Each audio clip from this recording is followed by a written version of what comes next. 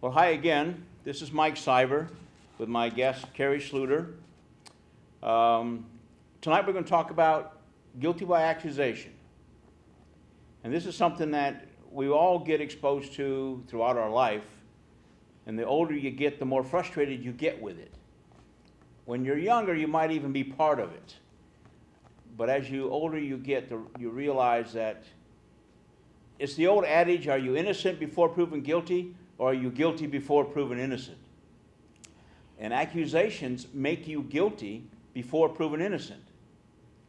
So what I'm going to start out with reading what I've written in my book, the first page. It says, how many times have rumors helped you form your opinion of someone before you've even met them?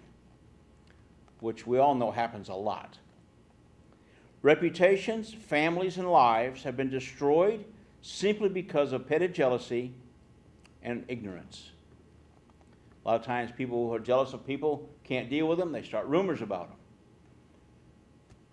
If you want to hurt someone individually or in a group, all you have to do is make an accusation. And they're already guilty. And depending on the community, the group you're in, it can be devastating to people. Accusations without proof, I believe, is a coward's way of attacking someone without being responsible for your words or actions. Now, we were talking earlier about a situation you're dealing with. Do you want to expand on that a little bit? Well, when you started talking about guilty by association and accusation, rather, it falls in line with something that has happened several times within the foster care. Being a foster care parent, you're in a whole new world, Right. of parenting, and it's so different from raising your own children. I had no clue when I took on the children, but anyone can make an accusation that you're doing something wrong. And here's where the guilt comes in, is they come in, the foster care, CPS, DHS, they just swarm in like hornets with police officers, like you're guilty of what someone made that accusation of. Yep. Before they even speak to you, they don't call, they don't contact you or stop in and just say, can we talk to you for a second? And clarify if you're guilty or not, or if you have accepted that, yeah, well, I did something, even though, if they need to do an investigation, that's fine. But they don't even question. They come in as if you're guilty of whatever that person said. And something that happened with me several times, I had someone that was upset with me for taking in these children. Of course, when somebody gets their children taken away, Yep. and somebody else takes those children, you're going to make enemies, right? Yeah. They don't question who made the phone call or why, if that person has a problem with you. It's just a matter of they have to follow up as if you're guilty. So yes, I can relate to the guilty by someone making an accusation. Well, in our practice, we deal with families. We deal with a lot of different topics, but we deal with families as well in that same situation. And CPS has actually told us that you can call up and make an accusation, make a charge, or they call it a charge. Yeah. Make it a charge against a family anonymously. You don't even have to leave your name to be accountable for it. Right. And they will act on it. Yep. Now, I guess I don't have a problem with that up to a point, because if they went in to find the truth, then things would be a little different. But they justify it by saying they're always acting on behalf of the child. Right. And children can't speak for themselves. Well, that's wrong, and you know it and I know it, Yeah. because children will say what they want to say depending on the mood they're in that day. That's right. And that happens all the time. No. Yeah. I also know that CPS has got a tough job too. Yes, In a lot they of do. cases, and Yes, I'm they not do. going to sit here and bash them. I think sometimes they need to be allowed to use their own judgment, and I know a lot of them aren't because of the legalities, and if they do something wrong and a child gets hurt, then they're blamed, big time. And that's got to be very frightening to have that on your back. We've got an accusation against this family X. this child has done this or said that, or had that done to them, has been reported. So they have to act, and they have to treat the parents as guilty Because of the because accusation. because of the accusation, and working in behalf of the child. So when they interview the child, and CPS workers have told me, if they go and talk to the child that day and keep the child separate from the parents, if they talk to the child 24 to 48 hours later, they will get another story. And if they talk to them 48 hours after that, they'll get another story again. Where do they believe it? And are the parents ever given the benefit of the doubt? In most cases, no. Now, we're probably going to get some CPS people calling up here and calling No, my phone. I don't think so. But I don't think so either, to be honest Yeah. with you, because I've known some CPS workers pretty close a couple of times, and they don't even like their job sometimes. Well, I think it's real important, Mike, though, for us to remember that, it's the system that we all have to follow. And even the guilty by by accusation, if someone comes in and makes an accusation, they have to make sure to investigate it, right? Yeah. There has to be an investigation. The main thing that I have a hard time with, though, is by being guilty, is the way they come in. You say that they're protecting the children, in the protection of the children, but really, you and I both, as counselors, know that most of the children's issues that they have are psychological. Yeah. They're because of the trauma they've been through. Yep. Well, with the way that they come in by the guilt accusations, coming in as if you're guilty before they prove anything, and see if they really need to investigate, or if it was a false accusation, Yep. someone just making a report they had an issue with you, or trying to stir up trouble. There's a trauma that goes on the child. That's where I come into, from the counselor side of me, says, I see more damage coming on this child from the way that the court system sometimes comes in Yep. and deals with a situation in front of these children who should never know about the problem until they know there's a problem. Am I right in that? Yep. And that's the extreme end of the situation. Right. Well, I've been in that extreme end for a while now, so it's kind of a sore subject for me, because I'm as the foster parent, I am in the situation of protecting the children too. Right. And when I see something harming them, it's my job to step up and fight that fight that to protect the child. So we still go back to, I've had numerous times where I've been in situations where there was guilty by accusation. And we've talked to them about why they can't have a report made and then have to be acknowledged as the person who made the report. Because if you had to put your name to something, it better be true. Right. And for some reason, it was written into their rules, and I hope I'm wrong about this, but that's what I was told by them. I mean, I'm a mandated reporter, and you are as well. So if I hear something that I have some issues with, I have to report it. But I have to put my name on it because I'm a licensed counselor. So my name has to go on there. I'm okay with that. I don't make reports unless I got some supporting documentation or a report from that person to back it up. And I ask the person making the report to give it to me in writing so that I've got something in writing, and I hold people accountable like I'm held accountable. But Miss Goody Two-Shoes on the street, or Mr. I'm mad at you today, who calls up and says so-and-so is doing this to their children, doesn't have to give their name. If they had to leave their name and had to be accurate and some other kind of identification before it was followed up, or if they left their name and CPS went to them and said, okay, we want to verify what you said before we go over there, can you fill out this form? You'd have a lot less accusations made that aren't true. Right. Because we hold people accountable. Well, there's another side to that too, is you can actually take some of the facts and twist them, and the way it's not what you say but how you say it can change what the circumstances are. Yeah. And there's where there's enough truth in it, in the accusation, that, okay, they come to you and ask you a question. Well, this happened. Well, yeah, but that's not the whole story. There's more detail to that, and then as you get to say your side of it, Yeah. that's where you defend yourself. They do give you that opportunity to defend yourself and give the other side of the accusation, and fill in the cracks, because Yeah. they get this much information. Well, there's certain things that draw a red flag, right? Yeah. So, yes, they do have to go and investigate. But if they get there and find that, well, yeah, they were there, but they were there because of this, that's where they can change that.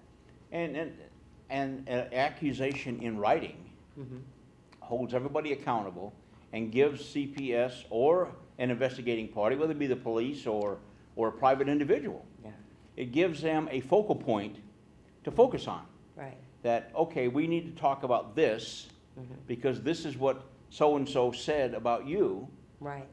And maybe the reporting individual's name doesn't have to be told to the person that's being charged, but CPS has got that name in case things get out of hand or get out of control, Right. or there's feedback or pushback on what they've done. But I'd like to go on reading a little bit. Yeah. Why do some people listen to rumors or gossip about others rather than go to that person and just ask them a question that they may have?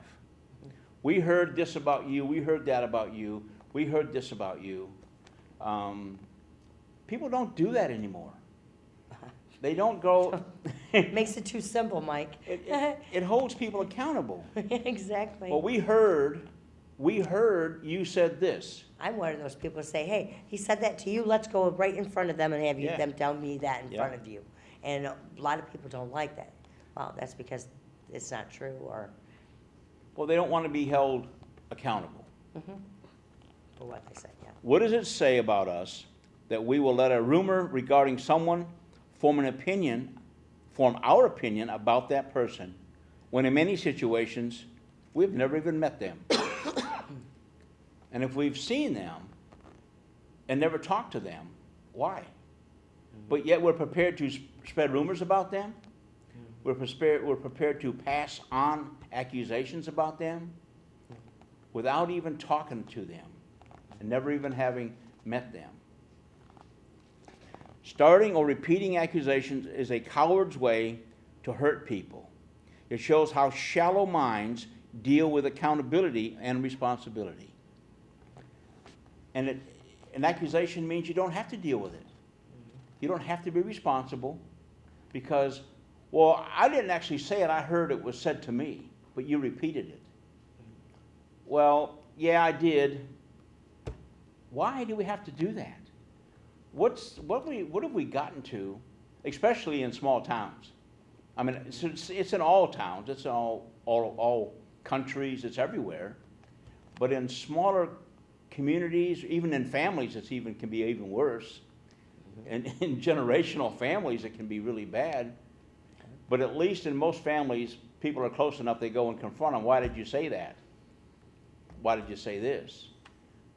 But in small communities, a lot of times, accusations can destroy people for many, many years. And the person that does the destroying doesn't have to be responsible. It's not my fault. I just passed on what I was told. And they don't think there's responsibility in that. It's a shame. How do we teach our children not to be prejudiced or judgmental if we do it ourselves? And your kids are young enough to see and hear everything. They don't miss a lick. Tell me about it. I know. Well, the old story goes, and I know I don't know how true it is, but we learn, and we talked about this the other day. We learn everything we need to know on how to interact as adults with adults by the time we're 9 or 10 years old. Now, we go to school and get smarter and we get educated and we learn a lot of other stuff, but we have 10 years of consistent watching and hearing adults. We see our mom and dad, we see other adults for 10 years of our life. and we see how they act with each other. We see how dad interacts with mom. We see how mom interacts with dad. We see how dad interacts with the neighbor, or the guy at the gas station, or the lady in the supermarket with mom. We watch our adults interact with each other, and that's how we act when we become adults. Mm-hmm. Now, it's not that simple. We get smarter with education and book learning, but that doesn't change our behaviors. And it's called environmental situational learning. You learn how to act in certain situations as you get older by what you saw or observed when you're younger. It's like, and I use this on here a lot, when I run some of my groups and a bunch of men, they get a little rough with their language. Because we're a Christian counseling-based program, we ask them not to cuss in the group. Well, some of them don't stop. Right. So we say, okay, well, next class we're going to have in the church. And they'll say, why? I said, because you won't cuss in church. They say, yeah, you're right, I won't. And I say, why won't you? Because I was taught not to. When were you taught not to? Well, I was never taught. I was just raised up. You don't cuss in church. Mm-hmm. That's environmental situational learning. He can cuss on the job all day long. Right. He can do what he wants to and be the macho dude, and so can the girl, because some girls got some really rotten mouths. Right. They can do that everywhere they want to, but walk into a church, and it stops. In most cases, 99% of the time. Right. It stops. Why does it stop? Because it's learning. It's a learned behavior. Mm-hmm. The same with accusations, with telling lies, mm-hmm. from misbehaving, from stealing. By the time we're 9 or 10 years old, we know how adults interact with each other. Mm-hmm. And sometimes it's not very nice. Now, when we're growing up in the teens and middle teens and young teenagers, until we become an actual adult or start dating or get married, we don't behave like that. It's only when we get to that situation that we say, now it's okay to be an idiot. Now it's okay to tell lies and start rumors, because that's what adults do. Mm-hmm. And adults do it the most. Kids talk in school about all kinds of stuff, but that's kids stuff and that goes away. But adults carry on with it. So how do we change that? We start by holding each other accountable. And that's tough. Yeah. That's really, really tough to do. Well, it's the confrontation of when somebody makes an accusation in a situation. Yep. In regard to this, if somebody makes an accusation, take them right to the source. Bring the two sources together. Okay, he said, you said, and put it to rest right there on the spot. That's a teaching. That's a way of teaching people that, you know what, you're accountable for what you say. If you want to say it to them, why would you say it to me? But so many people, I don't know why they're afraid to do that. A lot of people won't do that. Or they'll try and solicit information about you and then spread it differently behind your back. I know some of those. I know a lot of those. I know several of those. I know some very specific people about that. No. But how do we change it?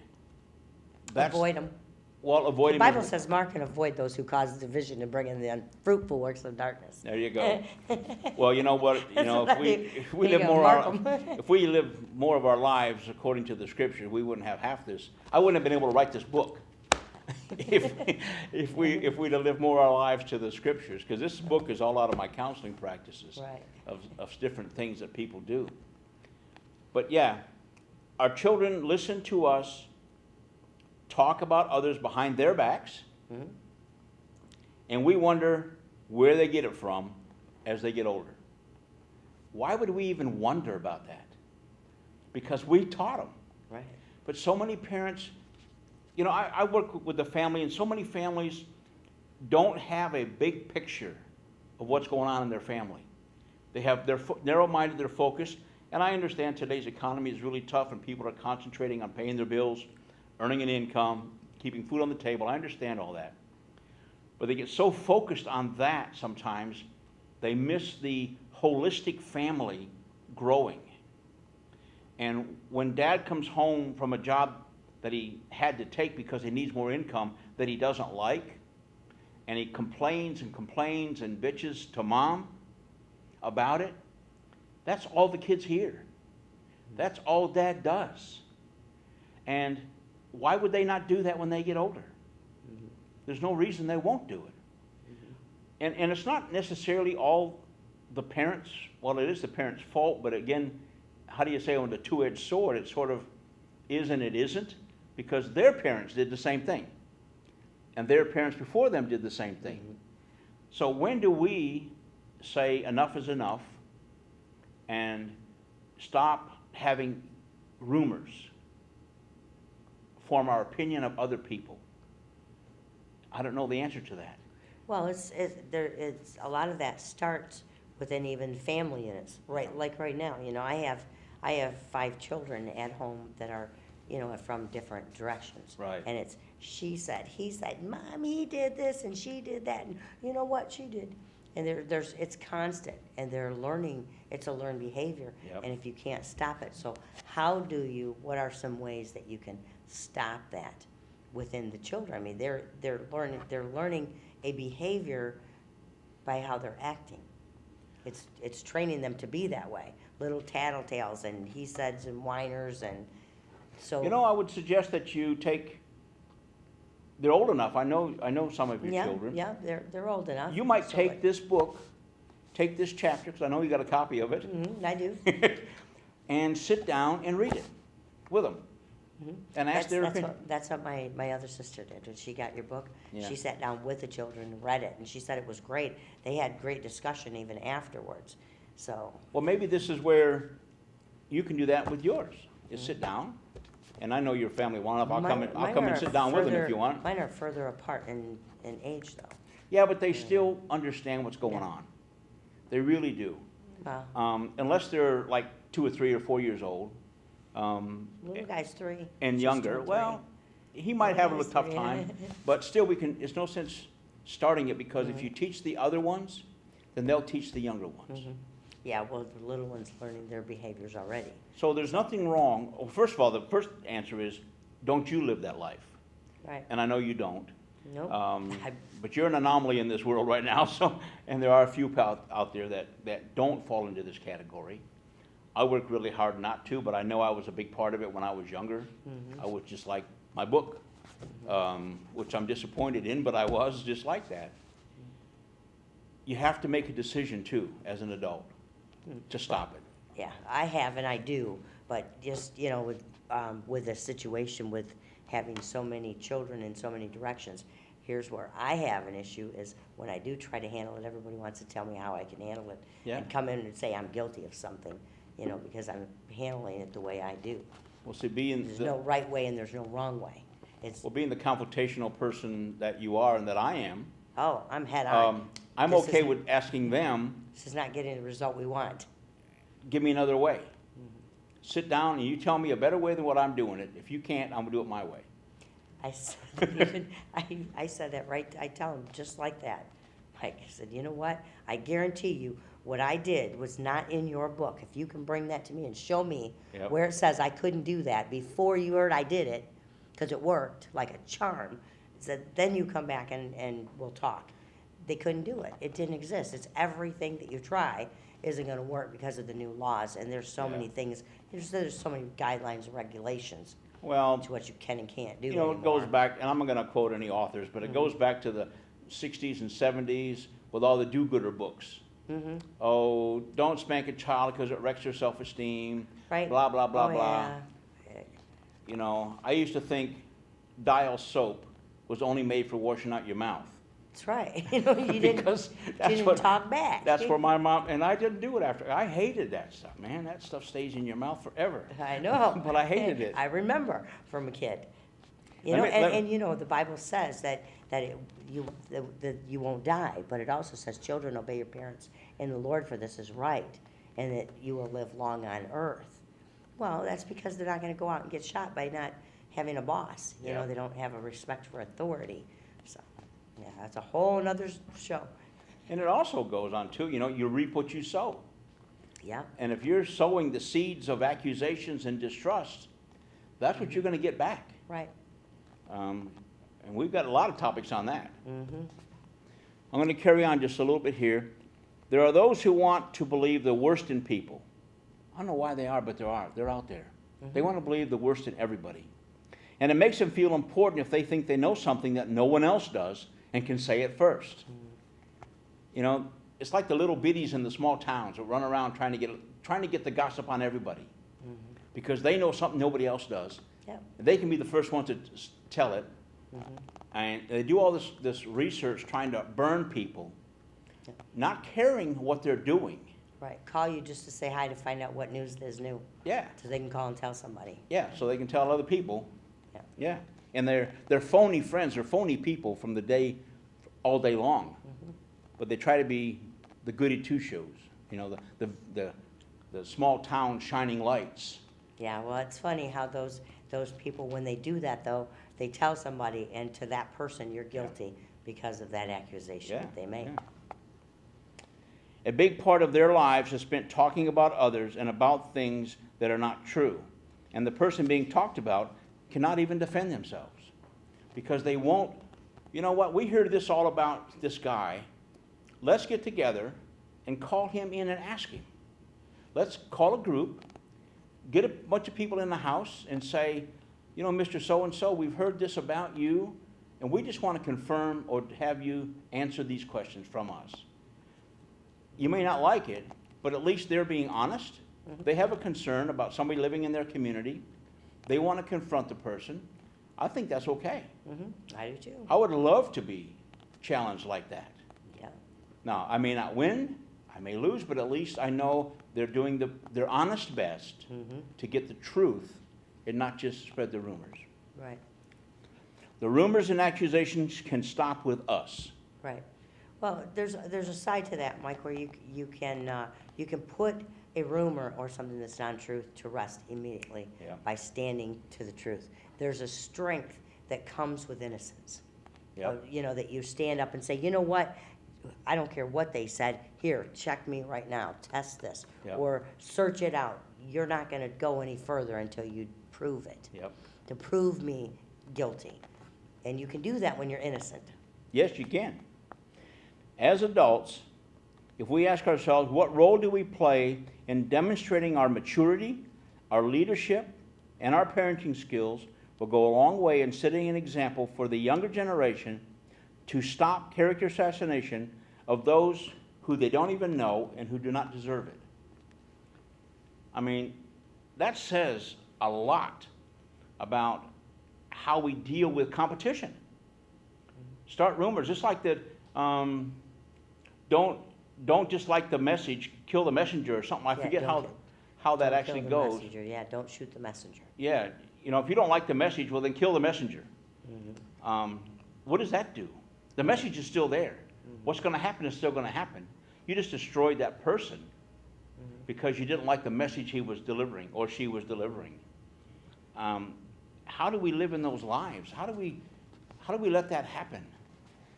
You know, I don't know. Outside of human nature, maybe is jealousy. I want more than what the Joneses got. Keep up with the Joneses, sort of thing. And if I can't keep up with the Joneses, you know, a lot of people think rich people get rich because they're crooks. Do you ever give them credit for being good businessmen or women? Not really. They must have somewhere down their line ripped somebody off or swindled something. Well, I don't believe that. But so many people do. You can only get successful by cheating. That's not true. Not true. But people do that all the time. And we teach our kids. We are what they want us to be. So with that, we're out of time. Oh, this went fast. Yeah. We might carry this on another day here in the near future, but thank you very much, Carrie, for joining me tonight. I really appreciate that, Thanks for having me. and I look forward to having you on again. Okay, well, thanks so much.